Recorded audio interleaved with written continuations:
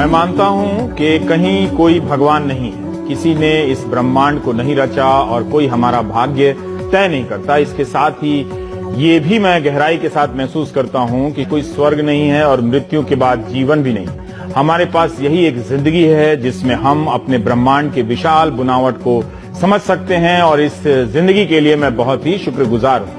ये बात अगर मैं अपने नाम से बोल दूं तो 50 लाठी वाले दल लेके पहुंच जाएंगे, लेकिन स्टीफन हॉकिंग के सामने किसी की हैसियत नहीं है कि कोई उंगली उठा सके। स्टीफन हॉकिंग ब्रह्मांड की बारीकियों को समझने और समझाने वाले एक महान वैज्ञानिक ही नहीं, वो मिसाल थे इस बात की कि इच्छा शक्ति अगर हो तो शरीर की लाचारी दिमाग को किसी का मोहताज होने के लिए मजबूर नहीं कर सकती।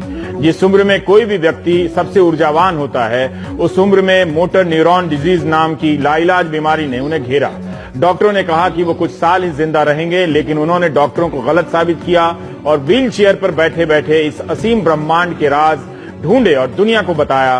ब्रह्मांड की उत्पत्ति को समझाने वाली उनकी किताब a brief history of time की 1 करोड़ से ज्यादा प्रतियां बिक चुकी हैं और दुनिया की 35 भाषाओं में इसका अनुवाद हुआ है। ब्रह्मांड की उत्पत्ति से लेकर ब्लैक होल्स तक उनका काम विज्ञान की दुनिया में मील का पत्थर है, जो आने वाले कई साल तक वैज्ञानिकों को व्यस्त रखेगा। स्टीफन हॉकिंग को हम कैसे समझे, ये बताने के लिए हमारे साथ है डॉक्टर दक्ष लोहिया, जो कैम्ब्रिज में उनके छात्र रहे हैं, उनके साथ काम किए हैं। 78 से 82 तक तो उनके छात्र रहे हैं और उसके बाद भी लगातार फेलो के रूप में काम रहे हैं।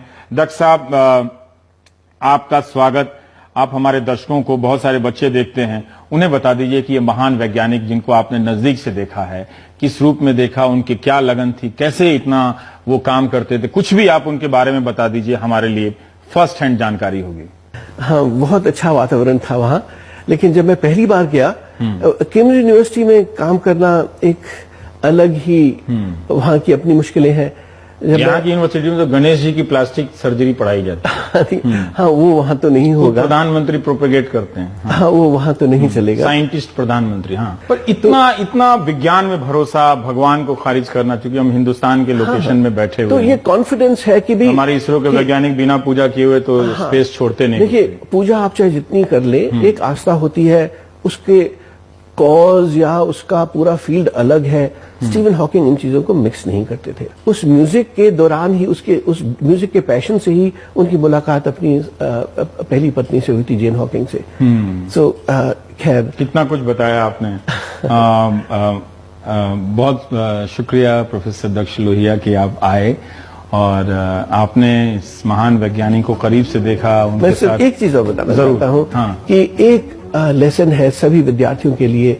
और कि जब मैंने उनको देखा तो मैं अपनी जो डिसेबिलिटीज वो तो भूल ही गया, और बस ये था कि भाई एक लेसन है सबके लिए कि चाहे जितनी भी खराब सिचुएशन हो, नेवर गिव अप।